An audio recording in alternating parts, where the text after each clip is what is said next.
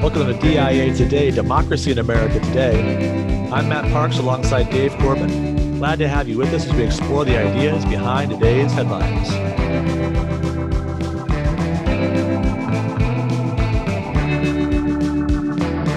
So the long campaign is almost over, Dave.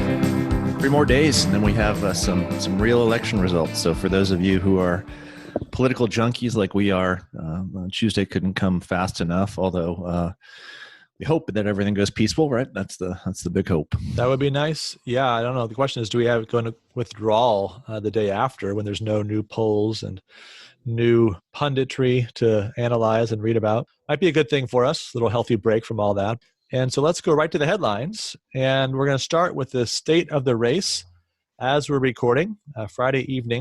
The latest betting odds, composite at least, at RealClearPolitics, have Biden with a 64.1% chance of winning and Donald Trump at 34.9%. And if you look at some of the simulation sites, which seem to be proliferating, 538 has him at 89%. The Economist is up to 97% for Biden. And 270 to win says 87% chance of victory for Biden. Somewhere around 90% chance of victory according to these simulations, which interestingly enough is exactly where we were in 2016. That was kind of the composite projection, was a 90% chance of a Biden victory. Now, it's fair to say that at least on the 538 site, they certainly emphasize that unlikely events happen. And so the fact that something is a 10% chance is the same thing as saying it's a 0% chance. And 1 in 10 things happen, about 1 time in 10. But of course, if it were to happen again, that would be 2 unlikely events in a row. That would suggest perhaps maybe there's a problem with the models. We want to talk a little bit about the models, what's behind those models and the polls and some of the analysis around that. There was an interesting column by Rich Lowry of National Review about a week and a half ago, which was summarizing a conversation that he'd had with Robert Cahaly of the Trafalgar Group on Lowry's podcast.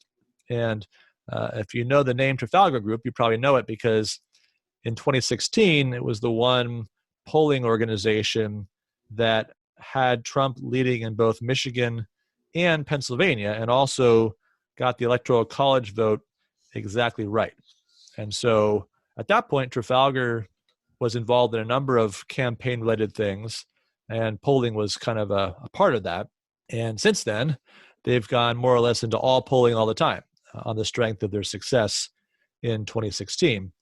And it's interesting, if you go on RealClearPolitics now or look at other sites that have various polls that have been taken in recent days, you'll find that the Trafalgar polls consistently have better numbers for President Trump than at least the composite averages do. So trying to understand that, Lowry asked him about some of the methodological differences between his approach and the approach of other pollsters. And Cahaly focused in the response to that on this idea of social desirability bias. And maybe you've heard about the idea of the shy voter, the shy conservative, the shy Trump voter. This is the more technical term for this, at least as Cahaly is using it. Basically, recognizing that people don't want to be judged for their preferences by a person who's giving a poll. And so they de-emphasize live calls and focus more on automatic calls, robocalls, sometimes call those texts, emails, do some other things digitally online. So they try to make it as clear as possible to the person who's being polled that this is anonymous. It's okay to say what you think. And then they also will often ask a follow-up question where they ask what you think your neighbors will vote and how you think your state or overall your community will vote. And they use that to adjust the results, basically on the assumption that sometimes we're more honest about what we perceive our neighbors and associates will do than we are about ourselves. And so they sort of assume that looking at that will give you an indication is there a gap between what the person's saying and what they actually intend to do. So this is kind of the basic approach that they've taken at Trafalgar, and at least this is what they attribute to their success in 2016. So what do you make of all that, Dave, as you think about this outlier in 2016, an outlier in 2020? How should we think about that as we look at the polls and try to project the race? Well, I definitely think that context matters when you're asked a question. Who are you voting for president? If you're in California where you see, many Biden signs all around you, you're not probably going to walk through your neighborhood, with a Trump t-shirt on, and vice versa. If you're in Texas or parts of Texas, right, that are very red, there does seem to be a tendency, right, to want to just stay shy or quiet in that circumstance. So I think that there's something to that. I wonder about those who take calls and spend a long time on them. I think those tend to be very politicized people. So I don't know if you're getting a really good representation of things with the telephone call. So maybe the robocall is a better thing because it's quick and you get your preferences out there quickly and then go from there. So yeah, I think that the biggest thing for me, Matt, is when I look at how far off the polling was in 2016 to the real result, I ask myself, well, why is that the case? And, have things been fixed so that will not be the case in 2020? So I kind of probably give Donald Trump 3 to 5 points on any of these. And to me, that's why it's a closer race than many of the pollsters have it. Yeah, that is the big question. So interestingly enough, after 2016 and after, it was really the state level polls that were off. The national polls, the average was 3 points in Hillary's favor. The result was 2 points in Hillary's favor. So obviously that's within a reasonable margin there. But it was state level polls in the key, especially Midwestern battleground states, and some states that turned out to be battleground states that no one realized were battleground states, perhaps except Trafalgar. Those were the polls that were off by the most. And so there's always an association, right? There's the American Association of Public Opinion Research. And after the last election in 2016, they did some academic research and some studies of how they got things wrong. And again, they focused on those state level polls because that was really where the problem was. And their conclusion focused on 3 factors as they tried to figure out why they made this mistake, collectively speaking. Number 1, late deciding voters. Number 2, a shift in the voting habits of voters without a college education that hadn't been anticipated by the pollsters as they were making up their sample and adjusting for the differences among the people that were in their sample. And then thirdly, that more Trump voters than Clinton voters didn't reveal their preference until after the election. What they mean by that is that there's actually polls where they take a poll before the election and then they go back to the same people after the election and say, who did you actually vote for? And they compare the results. And there were more people who had a different result on the Trump side than there were on the Clinton side in the direction of Trump. In other words, they were more people that voted for Trump in retrospect than had said that at the time that the poll was taken before the election. And now that could be the shy Trump effect or the shy conservative effect, or it could be that people were changing their mind at the last minute, that late breaking, late deciding voter phenomenon again. So they looked at this, they looked at several hundred polls, and on the late deciding voters, that turned out to be an important factor. So if you look at Michigan, Wisconsin, Pennsylvania, Florida, obviously 4 really close states and decisive states in the election, between 11 and 15% of the voters said that they finally decided for whom to vote in the last week before the election.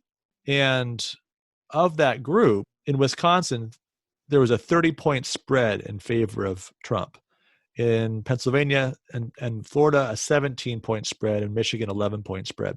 So that was his margin over Hillary among those voters.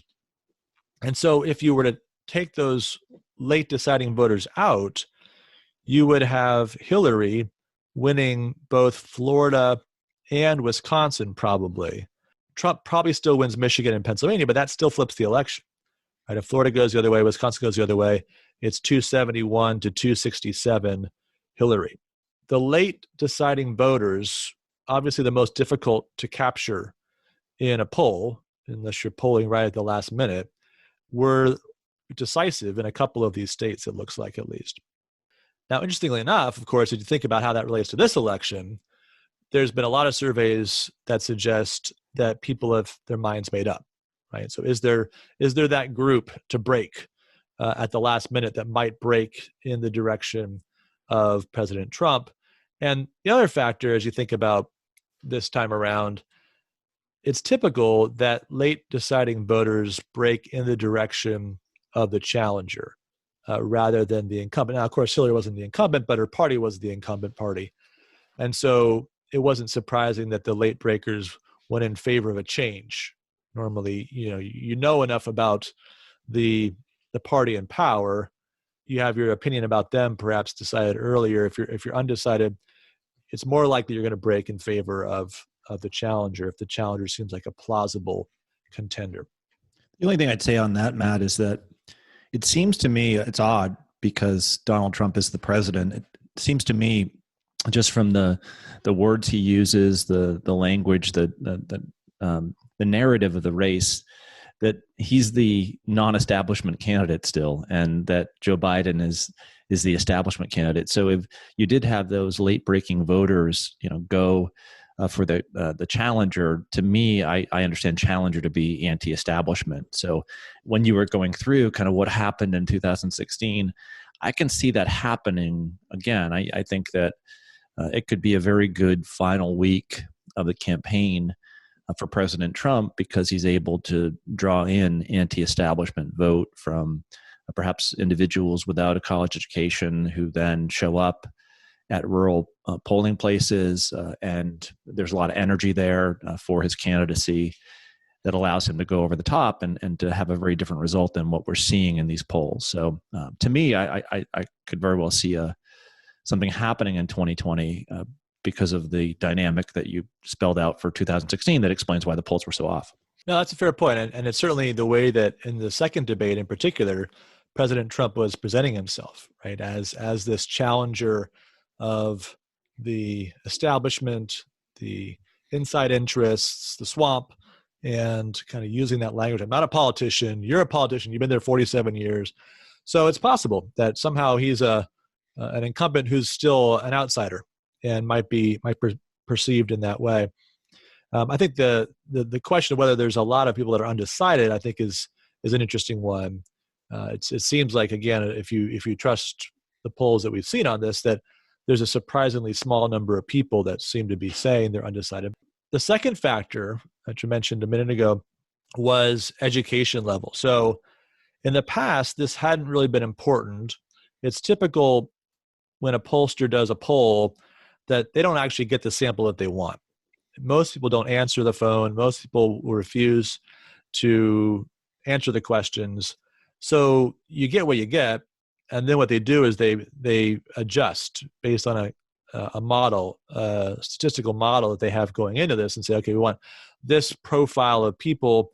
And so the difficulty is if there's factors that you're not aware of that are influencing a vote, then you might scale up from this number of Republicans to the full number of Republicans and not actually get a right appreciation of the population as a whole, or this group based on men versus women, or whatever the subcategories are that you're looking for to fill out your sample. So there were a number of polls, especially state level polls, that didn't look at the issue of education.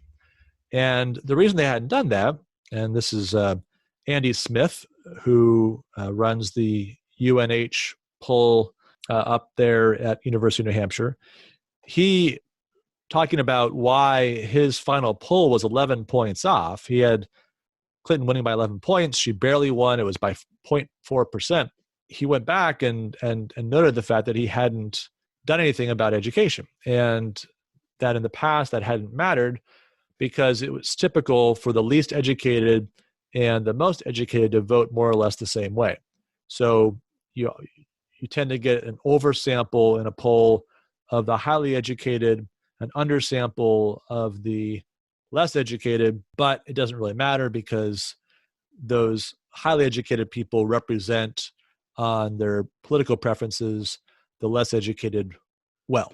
But that's not what they found in 2016. And so having not weighed by the level of education in producing the final results of his final poll, he ended up being off. And when he went back and did that, then they found that that essentially accounted for all of the difference.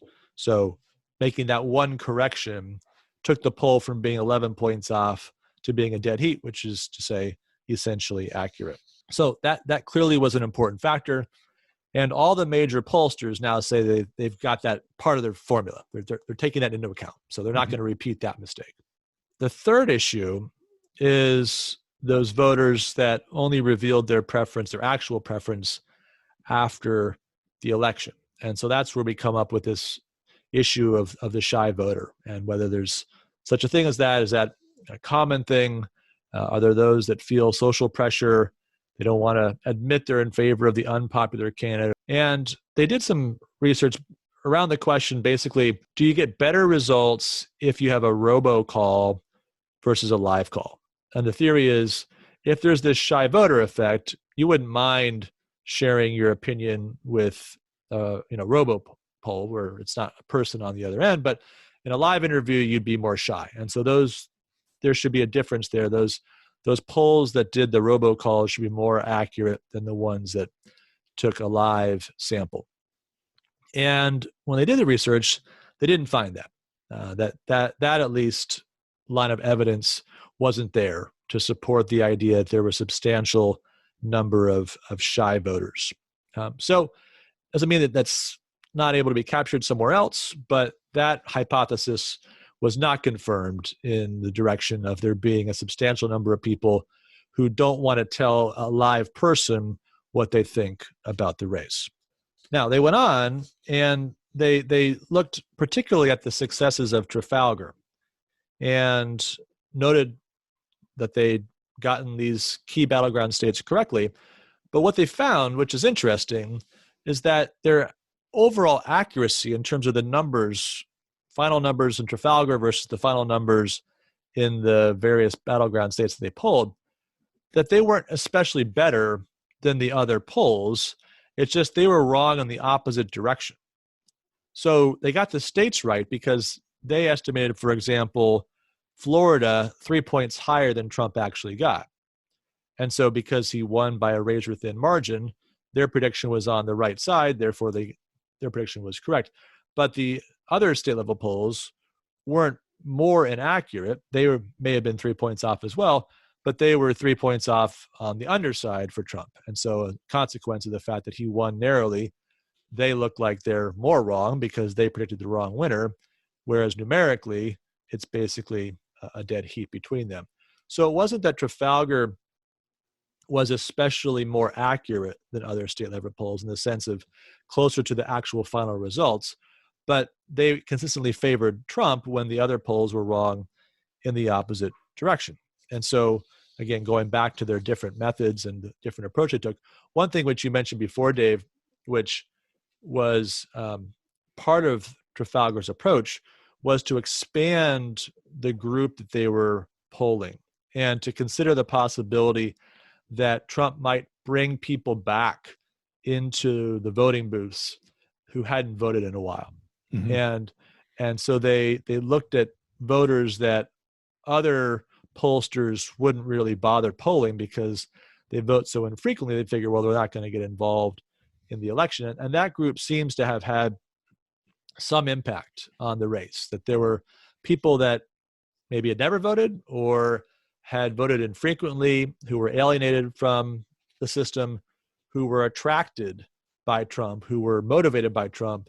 And therefore that group, which obviously broke in his direction, then wasn't taken into account by the pollsters, which then led them to have less confidence in a Trump victory than was warranted by the actual circumstances on the ground.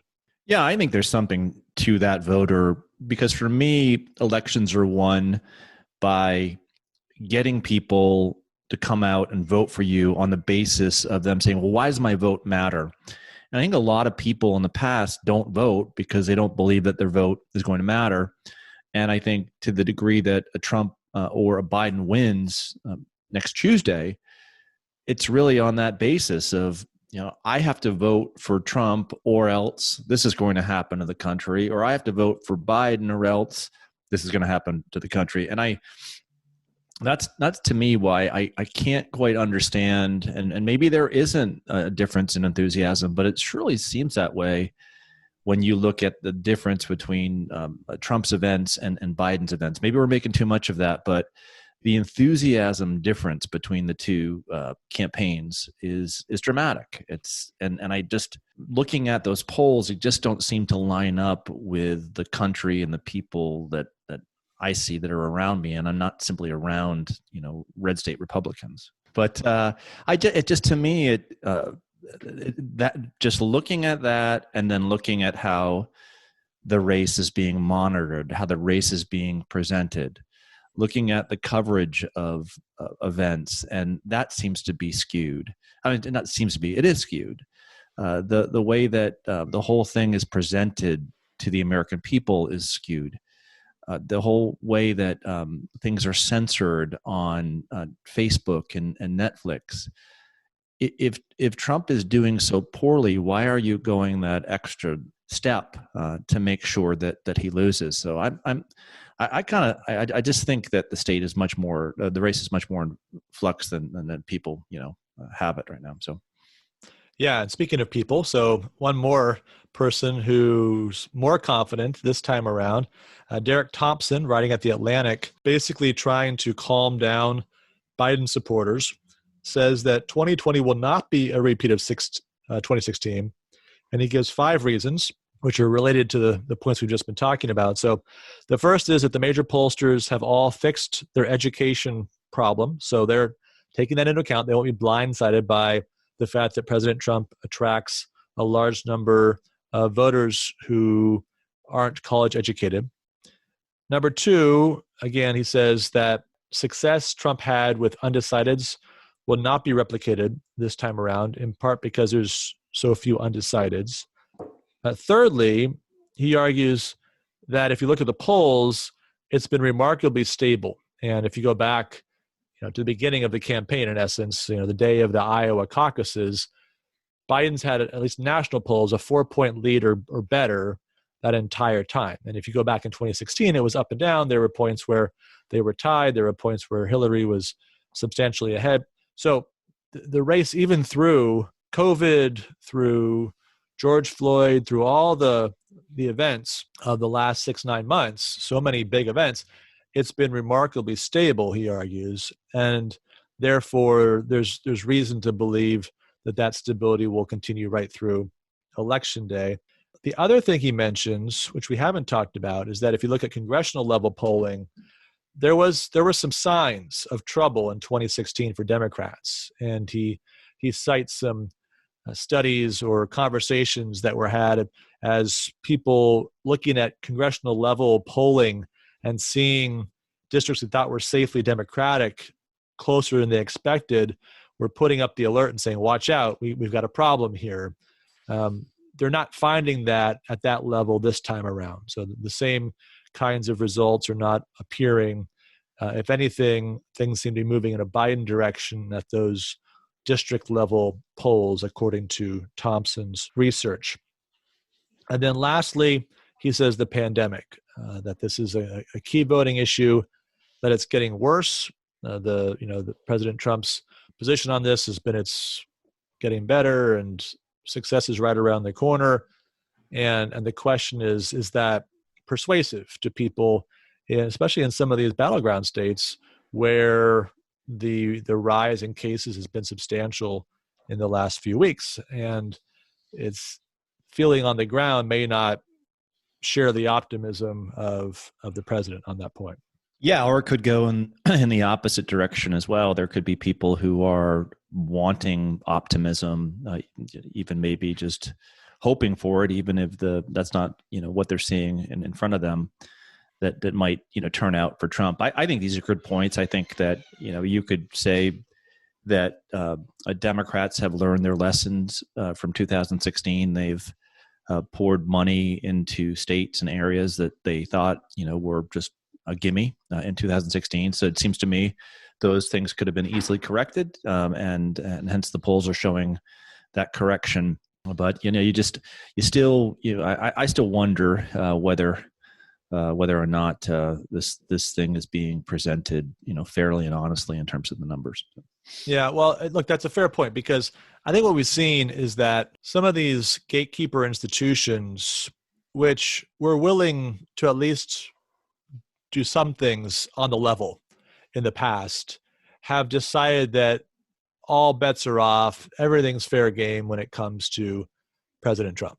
That just seems like, the New York Times, I mean, the sort of the classic story earlier this week, as we find out who this anonymous senior official was who wrote the scathing editorial 2 years ago and followed up with a book. And we were assured there's this really high-level person in the Trump administration who's trying their best to save the world from President Trump. And there's a group of them in there, and we can be confident that at least they're trying and be thankful for them. Well, it turns out to be a guy who's deputy chief of staff for the director of Homeland Security, 30 years old. And this is your senior administration official. So, okay, if you're going to put the finger on the scales that way, right, how much are you willing to do in order to get Trump out the door? I think that's a fair question. Are we at a point where we can just trust that the internal integrity of pollsters and people presenting these models is such, right? They care enough about being right that they'll let the chips fall where they may. And I think you'd probably say that historically. We expect that. They have their own professional integrity and expectations. And if you look at the poll numbers in 2012, they were wrong, but they were wrong in underestimating President Obama's support. Right? So it's not like we have a history where every 4 years Republicans outperform their polls. But is there something about Trump? Is it about either the Trump voters or the response in elite institutions to President Trump that changes the ballgame? That's what we don't know. And obviously we can't know until we see the results on Tuesday or 2 months from Tuesday, whenever it turns out to be. Right. And that antagonism has grown, not dissipated, since he became president. So the fear that you're not having a right representation of where things stand has only grown in my eyes. I wonder whether or not what's being shown to us is actually what the truth is. So I think we have reason to be suspicious. I think there's good reason to think that at least the pollsters are aware of the problems that led them to erroneous results last time. And I think, again, even if you took the Trafalgar polls, they're not great for President Trump. I mean, if Trafalgar is right on the nose, then there's still some states that are really close that he needs to win. And so it's not like that's a slam dunk. Cahaly was talking about Trump winning in the 270s to low 280s.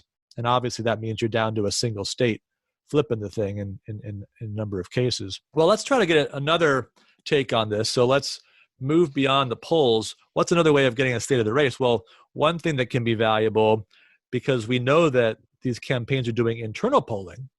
And so one thing that's maybe indicative of where they think the race is where they're going. We've got so few days left in the campaign. You got 4 days, including today, to campaign, and then that's it. So where are they? So here's President Trump's schedule. Today, he was in Michigan, Wisconsin, and Minnesota. I find it interesting that he's still working hard on Michigan, Wisconsin, and Minnesota. I think that tells us something, right? That if you have a lot of events there, he thinks that his pathway to victory goes through the Rust Belt, goes through Big Ten country, and maybe he has something to that in his internal polling. Yeah, so just to follow up on that, so Saturday, he's going to have 3 appearances in Pennsylvania. Sunday, he's back in Michigan, and then Iowa, North Carolina, and Florida. A lot of travel on one day. Helps to have a Air Force One to take you around. Then Monday, he's got 5 events: North Carolina, Pennsylvania, Michigan, Wisconsin, and then back to Michigan. Wow. Total of 16 events in 4 days, covering 7 states. As you say, most of those, in that Rust Belt, Big Ten kind of area, plus North Carolina and Florida. Anything else you make of that distribution of states and what that might say about where they think they've got to win and where they think the race is close?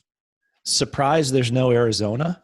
I know Yeah. he won it by a large margin in 2016, and it's considered to be a Republican state. But I'm surprised that he's not getting out there to Arizona. Not to say that he hasn't been this past week or two, but that maybe he's seeing things there that shows that race is turning in his favor. Certainly, the Senate race is getting closer for McSally versus Kelly, and there is a stable group of Republican voters in Arizona. So maybe they think that Arizona is sewn up. But that'd be the one thing that jumps out to me. Yeah, the other one to me is Iowa, because he won Iowa by almost 10 points last time. And so if he's there in Iowa, that's not great. And it's also suggested, because it's only 6 electoral college votes, that you're anticipating a close race, right? You need those 6 votes, and that you don't feel like they're sewn up. Now, maybe he's trying to help Joni Ernst. That's another possibility. And so, the Republican majority in the Senate is also very important. But we'll see. Now, how about Biden's schedule? A lot of the same states, not surprisingly, but he's going to be – today he was in Iowa, Wisconsin, Minnesota, which was a major set of campaign outings for him. He's had a number of days off, even in the last week or so, but today he had 3 events in 3 states. Tomorrow, 2 events in Michigan, and then Sunday he's in Philadelphia, and Monday it says, according to the information they're putting out, he's barnstorming Pennsylvania. So I guess hitting a number of different sites or driving around, or I don't know what barnstorming means for Joe Biden in 2020, moving around in Pennsylvania and trying to focus apparently his efforts there for the last 2 days of the campaign. You take anything away from that, Dave? Yeah, no Texas, no Georgia. So I think that's a little bit of a ruse that those states are in play. I don't think they are. I think that if they were that confident about where they were, they wouldn't be reinforcing in places like Pennsylvania, Michigan, and the upper Midwest. So I think that, I see from the Biden schedule that they see the campaign like the Trump team as being close, a close race that's going to be determined by how the Rust Belt votes. Yeah, Kamala Harris is in Georgia. I think it was today or this weekend. So she's there, but you're right. No Joe Biden there, nowhere in the South, no Florida appearance, which would be another thing you might expect. But it seems like he knows that Trump's going to need either Pennsylvania or 2 out of Michigan, Wisconsin, and Minnesota to win. And so obviously if he can prevent that by winning Pennsylvania and then 2 of those other states, then that's the race, essentially, unless something very unusual happens in a state that we're not expecting to go in Trump's direction. All right, well, a lot of numbers and analysis here, statistics and statisticians talking about statistics. So let's feed the right brain, or the right side of the brain, a little bit. Kyle Smith, who's the movie critic at large at National Review, dabbles in politics a little bit and has a little bit of fun when he does that. So he wrote a piece today wondering if it's possible that all the statisticians, etc., could be wrong. And this is how he begins. He says, when it comes to polling like Jon Snow, I know nothing. I don't know from statistics. I am so innumerate that I'd have to phone a friend if you asked me what comes between 10 and 12. When it comes to crunching, I choose potato chips over numbers every time. Plus, when it comes to politics, I'm hopeless. I predicted both that Donald Trump wouldn't run for president and that Democratic voters would find Joe Biden's creepy behavior around women disqualifying. Live and learn. Biden is way ahead. And he is certainly going to win, right? I'm all about stories, not numbers. True, the plural of anecdotes is not data. So nothing I had to say can possibly have any value whatsoever. When the whiz kids say President Trump has a 13% chance to win re-election, listen to them. Whiz kids are never wrong. But when I look at President Trump, I see a guy who is trying so hard to get the girl, the voter, that he wears her down till she gives in just to shut him up. And so he goes on, and he sort of adds the style of the Trump campaign, which he thinks speaks to something fundamental in the American character. And so he says, even when we're getting kicked in the teeth, we've still got dragon energy. Viral attack, Islamic attack, Martian attack, whatever. It's still America. Pedal down, open throttle, forward thrusting, Red Bull America. Do we really want to give up the top prize to the nice old gentleman whose argument is that he's quiet? We built this country on rock and roll, not Muzak. Donnie T is facing Kenny G. Kyle is a great writer, and for those of you who don't read him, you should add him to your list of regular reads. I think there's something to it, and what's he getting at? Just the spirit of what you see around you doesn't match the spirit of what's being presented to you, or in the spirit of what's being presented to you. It's a safe country versus kind of the America that you know it and that you're seeing, in your regular life. I mean, I've mentioned Texas many times on this show. The America that I see in Texas is very different than the America that's presented to me on TV. Well, so he goes on and he kind of picks out different items that he's noticed in the news that just give him pause in accepting the narrative that this is going to be a slam dunk victory for Joe Biden. So he mentions, first of all, that Biden's going to be in Minnesota. I said, well, isn't Minnesota supposed to be solid Democrat country? He mentions there was a New York Times employee who said that went home to Pennsylvania and just couldn't believe all the Trump people that were around him. And this was suburban Philadelphia, right? Suburbs of Philadelphia. He mentions Don Lemon of CNN, who was saying he had to cut off some friends because he had too many friends who were Trump supporters. And you think, really?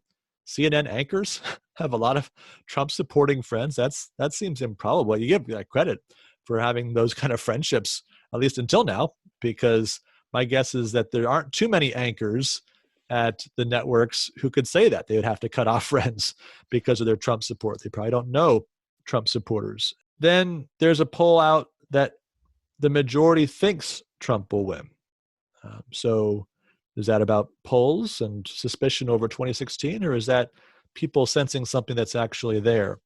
There's a poll that says 56% of Americans think they're better off now than 4 years ago. It's really amazing that that's the case. What's amazing, it allowed that number to be put in print. Yeah. It's just that you're surprised that, some media censor didn't we can't put that out there. That just, that's not the narrative we're trying to put forth. So anyway, and you wonder if Trump even believes it because he doesn't even say it, right? I mean, you would think that was of course the classic line of Reagan's 84 campaign, morning again in America, but are you better off now than you were 4 years ago? And that was how he made the pitch in 80 that you're not, and then 84 that you are. And you would think if you have a poll as strong as that, 56% certainly outpolls President Trump on many, many issues, you'd be trumpeting that, but he hasn't. And then, there's some self-evident sense in which you'd say no one's better off now than they were 4 years ago, given COVID-19 and all the rest. But yet there's some underlying sense in which a majority of Americans say, yeah, no, it is better. So there's an optimism there, to get back to your point earlier, that people are seeing something that's not actually their experience in the moment, but they're seeing beyond that to something that's better than what they imagined they were experiencing or were experiencing 4 years ago. And he goes on, but you get the sense of this, that what he's looking at is not really some of the things you're talking about, not so much the numbers, but what are the stories? Where's the energy as the campaign moves forward? So he says, foolishness, as he concludes all of this. Biden is going to win easily. Definitely. Probably. Right? All right, we're going to move now to our required reading. And Dave, I'll let you lead us through that. We're going to go a little different direction from usual this week, but I think one appropriate for the election season. Yeah, had a hard time trying to come up with a great text from the Western corpus on elections. So I figured, why not instead just have a little fun with the required reading, and we could each give a recommendation as to what we might recommend people read depending upon the outcome on Tuesday. So a Biden win, recommendation X, a Trump win, recommendation Y, contested, a third recommendation. How's that? Sounds great. So just to say, I'm drawing my inspiration from a statement that came out yesterday from Scholars and Writers for America. And there's 94 signatories on this statement, basically endorsing President Trump, including many that we know and admire. Hadley Arcus, our old teacher, Dr. Angela Codavilla, Larry Arnn, plus 10 others from Hillsdale College, and more or less the whole Claremont Institute stable. So the West Coast Straussians are definitely out in force in favor of Donald Trump. And the statement includes this great line. It begins, "Given the astonishing success of his first term, we believe Donald J. Trump is the candidate most likely to foster the promise and prosperity of America." I really like that astonishing success. If I were a serious Straussian, I'd be thinking about that word astonishing and just how that works. It's not quite the same thing as overwhelming success or measurable success, but it leaves a little bit of Straussian wriggle room. Exactly. No, I think that many in that crew did not expect President Trump to deliver, on some of the most important policy issues that he did. It's not, and it's not a comprehensive success or overwhelming success in every area, but yeah, there's definitely some Straussian wiggle room. I'd agree with you there. And what is it? 2 sentences. So a 2-sentence statement of unity. That's good. Right. We urge you to support him as we do. There you go. You got the whole statement.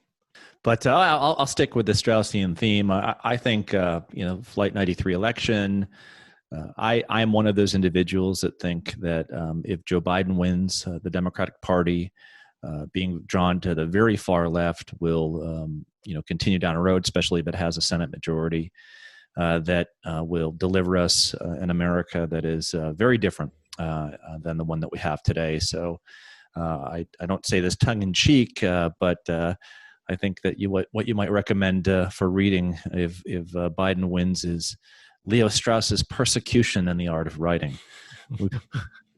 We already feel a little bit of that in higher ed anyway, but it may be something that we need to learn how to do more broadly, especially if they're going to publish anything that we put out there. All right. Well, I'm going to recommend another Straussian, Thomas West, The Political Theory of the American Founding. Will be a good time if Biden wins to reacquaint yourself with the ideas that were rejected and that have been rejected by the progressive movement for the last 100 or so years. Very scholarly but accessible summary of the founders' ideas on their own terms and their own words, and glances at the kind of big issues of our day. So it's got something to say about contemporary questions, but doesn't focus on that at the expense of giving an accurate and compelling rendering of the founders' views. Interesting, he's not on the list. Also at Hillsdale. Not sure what to read into that. Well, my disputed result required or recommended reading would be something very, very long that gets you through this winter. I don't know. I forget how Joe Biden phrased it the other day, but a cold or dark or awful winter. Right. So I'm going to go with War and Peace, about 500,000 words long, probably enough to take you through the third week of January, but it's got to be a long reading to kind of make your way through. Yeah, I'm with you on that. I'm not quite so highbrow, so I'm going to do Dickens' David Copperfield, almost as long, not as long as War and Peace, but it's a good 850 plus pages, so that'll keep you occupied. You got some great characters in there. Copperfield himself, Uriah Heep, Mr. Micawber. I think there's a little bit of Mr. Micawber in Trump. Kind of something's going to turn up to win this election. So we'll see. But I think David Copperfield might be a good companion as you wait out the lawsuits and the recounts. Okay, and a Trump win, which everyone says is not going to happen. I'm going to go with Augustine, City of God, and the reason why I'm going to go with that is it's very important, even in victory, to remain humble, and that we mentioned this a couple shows that. Where's our humility come from? It's a realization that we never measure up to God's perfect justice and wisdom. And if we make all of our victories in this world to be permanent and to be of the utmost importance to us, then we forget of Christ's victory on the cross years ago. So, well, now I'm in an awkward spot. Can't beat that. So I'm just going to recommend a couple of the writers that were on the list. and we know well and admire, and would be excellent sources for understanding what's going on in the Trump movement. And also, as you look at the changes on the Supreme Court, what might happen if Roe versus Wade is overturned. So Dr. Angelo Codavilla, our great mentor and teacher, wrote a book about 10 years ago called The Ruling Class, at the point where the Tea Party movement was emerging. And really, a lot of what he writes there is anticipates the Trump movement as well, the revolt against this bipartisan ruling class. And then from Hadley Arcus, a number of good choices, well, both of them, a number of great books to choose among, but Natural Rights and the Right to Choose, which he wrote about 20 years ago now, which very interesting combination of things. The first part of the book is basically a philosophical argument showing how natural rights and the right to choose are incompatible, that you have to choose one. You want to have the natural rights system of the founders. You can't tack on to that a right to an abortion. Those two things are mutually exclusive. And then the second part of the book is the story of the Born Alive Infants Protection Act, which Arcus was really the lead champion of. And it shows kind of how you make political progress. And we move into an era where maybe that's possible. It'd be an interesting narrative of how that happened, and the way that Arcus and political actors were involved in moving in the direction of reinvigorating a culture of life in the United States. Those are great choices, Matt. I think one of the interesting things, right, that if Donald Trump does win, he's going to win because regular people have rejected a ruling class presentation on the country. And it's just not simply enough to gain, victory in an election, but what does equality mean rightly understood? And I think people like Professor Codavilla and Professor Arcus are true believers in equality and in policies that speak to that natural human equality and a place where we ought to go if we're going to fully realize what we are our potential as a country. So those would be great readings for where we can go from now if Trump is able to win an election on this type of equality. All right, very good. So that leads us to our grade book, and we're going to give final campaign grades for the two candidates. So Dave, let's start with President Trump. This is going to surprise some people. I'm going to vote for President Trump on Tuesday. I have voted. I've already filled out my absentee ballot in Texas. But I do not think that he ran a good campaign. He was undisciplined. I think that he relied too much upon his own person. He made the campaign about his own person for reasons that we discussed last week. And I think that the arguments that he had to make were very good arguments that could have been made. I truly believe that some of the policies that he's implemented have been good. I'm a little bit different from people here. I think that his courageous, some people call it irresponsible, way of dealing with COVID could point us forward in terms of kind of our limitations as to how we deal with disease and our need to live thereafter anyway. So I think that this election that's so close that many people believe that he has no way to win could have been a landslide election were it not for Donald Trump, the person. And and then someone could respond to me, well, you need to have that little Donald Trump in order to get to this point. But, at what point, could he have just put the brakes on his own person, whether it's a debate or whether it's the way he phrases something that would have made it just kind of a no-brainer. Like, of course I'm going to vote for his reelection. And that just hasn't happened. So I'm going to give him a D, Matt, for the campaign that he's run. I just don't think it's been up to par. Okay. Yeah. I was going to give him a C, and some of the same reasons that you're suggesting. I think on a couple of policy levels, he's really kind of stepped on a case, as you say, that he could have made. I think healthcare is one where if he loses this, that could be the issue that he really missed a chance on, because He had a vision, repeal and replace, right? That was the whole campaign in 2016, repeal and replace Obamacare. And you repeal, but you didn't replace, and you don't have a plan. And, even with the Amy Coney Barrett hearings, all this talk about the Supreme Court or overturning Obamacare, it's such a long shot. It's just not going to happen. But because he didn't have a plan, all he would say over and over again is, well, we're going to make sure you have better health care for less money. Well, maybe you will, but you've got nothing in terms of the specifics of the plan. You've had 4 years to put it together. So I think that was a real unforced error. I think some of his rhetoric around COVID has been mistaken. It's just, how many times can you tell us that the end is near and then have the end not be near and not look incompetent? And meanwhile, behind the scenes, the administration's really done some amazing things with logistics.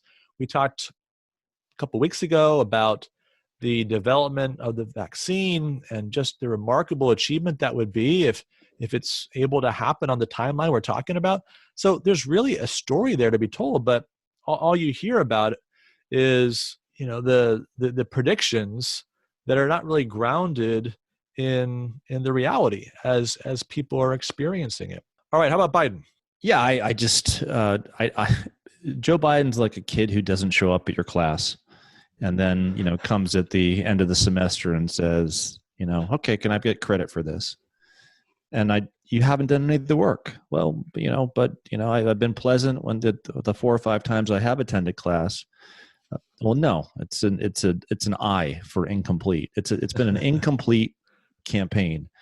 To think that he's running to become leader of the free world and has done as little as he's done through November just shows of others' lack of confidence in him, and perhaps what other people are saying, that he just doesn't have the right stuff to be president. And so my I, or incomplete, that I'm going to give Joe Biden will be tied to the bonus of what I'll give the media on this, that they've just allowed him to have an incomplete. They've told us that better to elect someone who's given an incomplete performance than Trump, just because Trump is Trump. So an I is my grade, Matt. Okay. Yeah. I'm going to grade him more from the perspective of how he's campaigned toward victory. And so from that standpoint, I think I'm going to give him a B minus. He's basically used COVID to try to kill the clock. He's had this lead, as we were talking about earlier, at least in the national polls, the entire campaign. And if things break for him the way the polls suggest, then you can say, well, we really didn't get a fair shot at him. The media didn't challenge him. He didn't do the work, as you say, but it might still be successful. I think the other thing that he hasn't done, which he will regret, not November 4th, but into his presidency, if there is one, he hasn't built a mandate for the progressive policies that he's likely to try to implement. He's tried to deny that he's going to do that. Right? He's like, it's Joe Biden. I'm running the Democratic Party, not at AOC, not Bernie Sanders.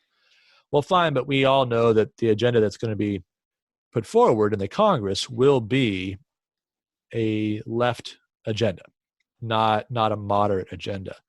And so if that gets pushed through, suppose the Democrats control the House, the Senate, and of course have the presidency, if that gets pushed through, I would expect a 2010-like bloodbath in 2022 for the Democrats, right? That a Republican takeover of the House and the Senate, and a real challenge then that would result from that in the second half of a Biden term.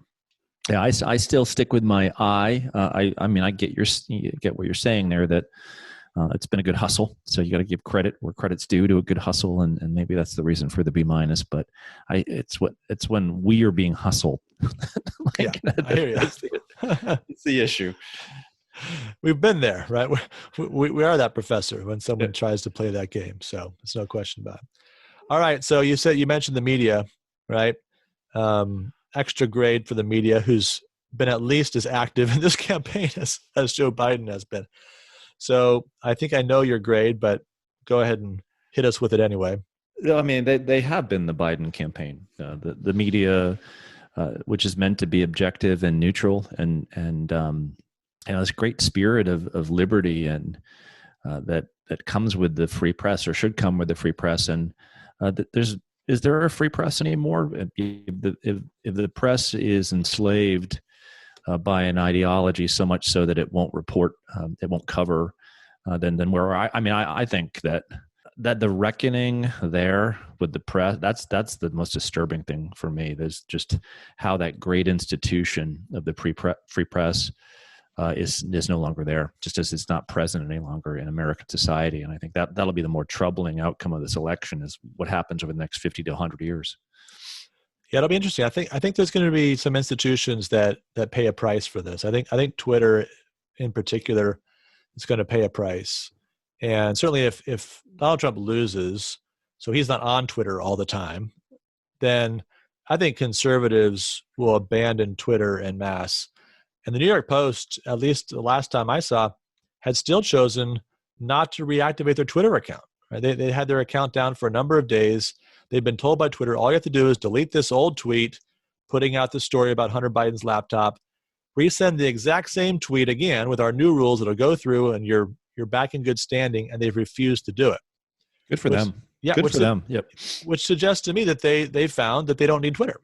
And, it's emperor has no clothes kind of moment. If a major newspaper like New York Post decides we don't actually need Twitter, we thought we did. We thought social media was so critical to us getting our stories out there, but we found other ways to do that. That there's going to be a lot of people that'll say, I'm not sure I do need Twitter. And if Twitter just becomes kind of a niche left-wing echo chamber, that's not going to be the kind of role it's played in our politics over the last couple of cycles. All right, last but certainly not least, we had the Tocqueville's crystal ball, and we're going to mercifully take a break from sports this week. So last week, we were on both sides of every game, and so that worked out. So we couldn't have a losing week overall.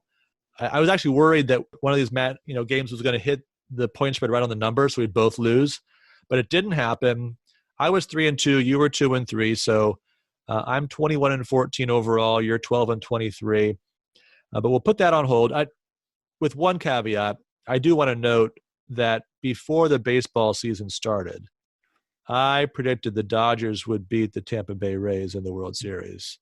While we're all in mourning over the end of baseball season and the long, dark winter that's ahead of us, I will at least have the consolation of knowing that I predicted the winners, even though my beloved Red Sox were horrific this year. You had it, and I think that of all the sports that I've watched, the one that came closest to the integrity of the sport played non-COVID it seemed to be baseball to me. Like there were some exciting games there. Yeah. And so anyway, I thought it was a really great playoff series, and it was interesting, right, that the best teams did advance. We are going to predict the results of the election. We're going to talk about 10 battleground states. So if you go to RealClearPolitics, they start with 232 electoral college votes in the Biden column that are sort of solidly Biden, and 125 for Trump. And that leaves 11 toss-up states. Now, one of those is Texas. We have it on your assurance, Dave, that Texas is not going blue. So we're going to put that over in the Trump column, which means we're at 232 to 163. And then we've got these two individual congressional districts, Nebraska and Maine. We're going to kind of set those aside, give one to each of them. Looks like that's probably how it's going to land. And so now we're at 233 to 164. So now we've got 10 states. And what I need you to do, Dave, is tell me who wins, and I'll say who I think is going to win. And we'll kind of keep a running tally of what that means for the overall election. We'll look at the numbers at the end. So let's start with the Sun Belt.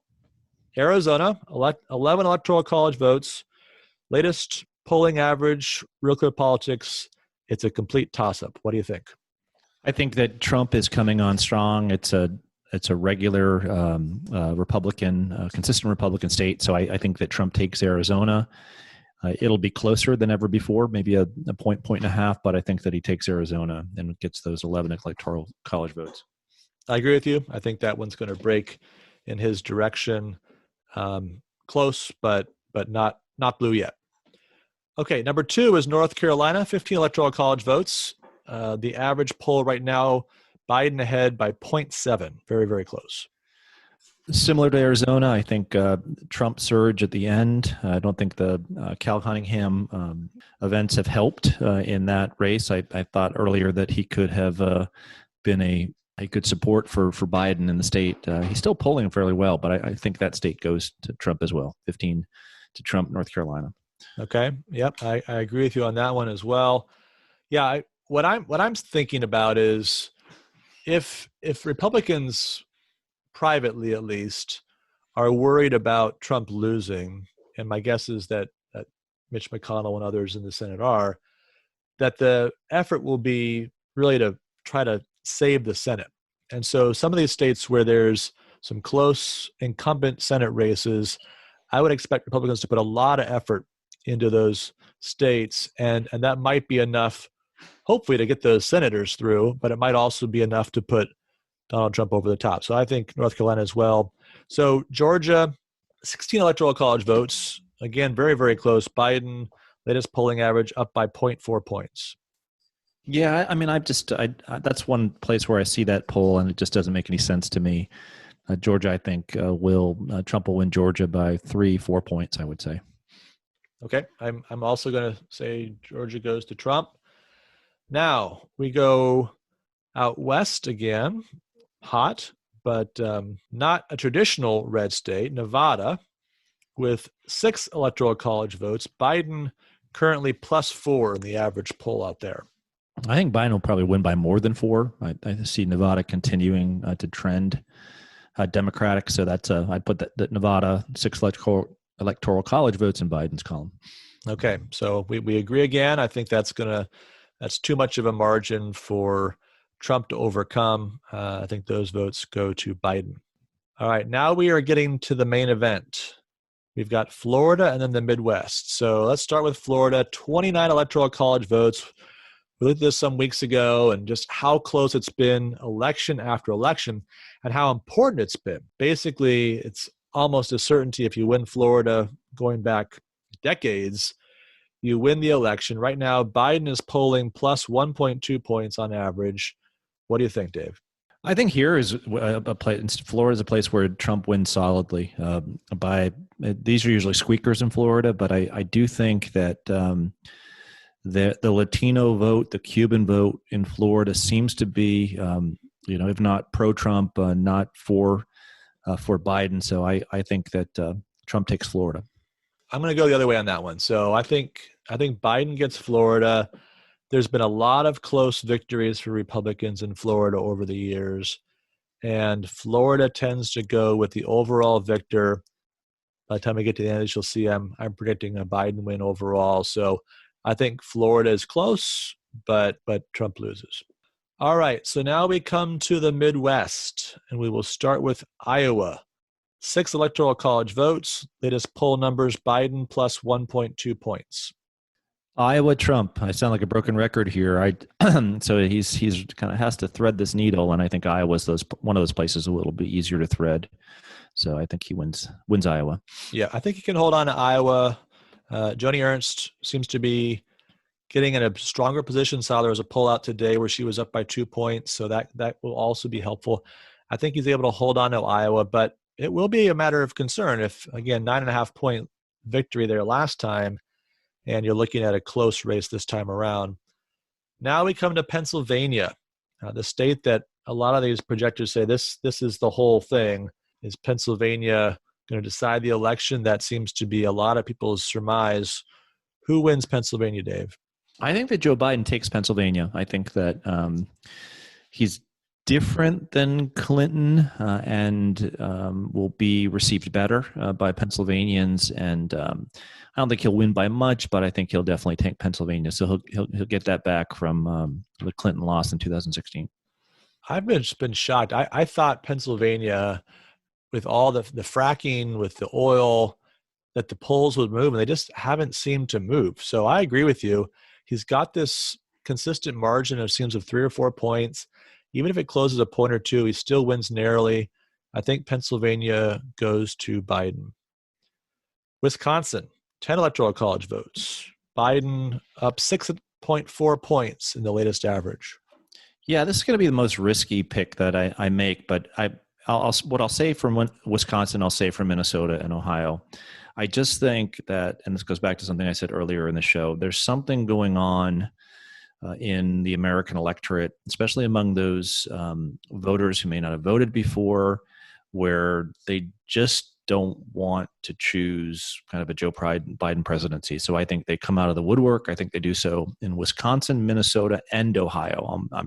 I think those will carry Trump across the finish line. He's gonna do well in those Rust Belt states. We can pick them all together if you want. I'm going to say he's going to lose all three of those states. Wisconsin and Minnesota, the margins are fairly substantial. Minnesota, it's also 10 electoral college votes. Biden up by 4.7 points, latest polling average. I think that's just too big a margin. I don't think the polls are that far off. So again, even if there's a little bit of movement in the direction of Trump, I think that Biden still wins those states. And then I guess where I'm going out on the limb is Ohio. I think Ohio, which was a big Trump win last time, ends up being a narrow Biden win this time. And so those 18 electoral college votes are kind of the icing on top of the cake in a Biden victory. All right, Dave, so what's the final number? What have you got? So I have 279, 259 for Trump. Squeaks out an election victory that should have been much greater were it not for his own person. So, and what does a 20 electoral college vote win mean? Probably that we're disputing the election, for the next couple months. Sorry for the bad news. Yeah, I've got a number 326 for Biden, 212 for Trump. So fairly similar to last time around, just reversed. But I am going to say, with this emphasis on saving the Senate, that Republicans do get a 51-49 Senate majority coming out of this. And so that will put the brakes on the court packing, the filibuster survives, and Joe Biden's forced to negotiate. Okay. And the other reward of not having a contested November and December. So that's good. That would be one good thing that came out of that result. That would be one positive we could take away from that. All right. Well, that's it. We'll see how we do Tuesday night and beyond. Thank you, as always, for listening. Please remember to subscribe and review the show on Apple Podcasts, Google Play, Spotify, and Stitcher. We look forward to talking to you next week.